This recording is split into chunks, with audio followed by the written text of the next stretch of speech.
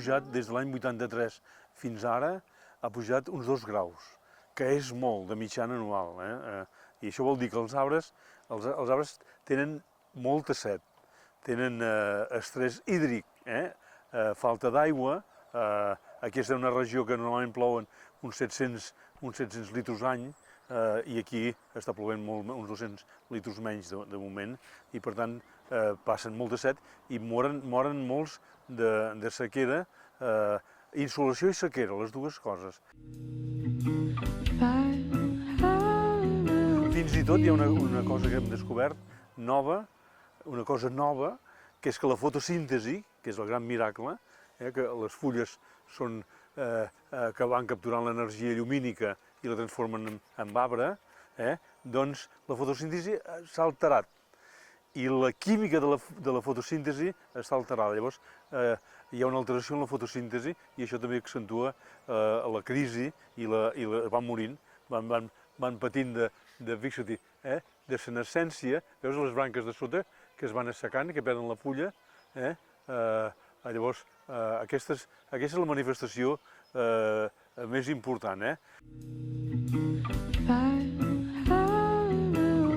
Quan l'arbre s'asseca, això és cel·lulosa i lignina, per tant augmenta la combustibilitat del bosc. Hi ha molta més matèria seca i aleshores des d'una tempesta seca, un llampec o alguna imprudència o alguna disfunció, es crema com res. Llavors, en aquests moments, lligat al canvi climàtic, tenim el problema dels incendis perquè cremen amb una gran facilitat i hi ha uns incendis que en diem de 6a generació que són pràcticament imparables, que no tenen precedents. Quasi és com són els pirocúmuls, són quasi com una explosió atòmica, tremendo.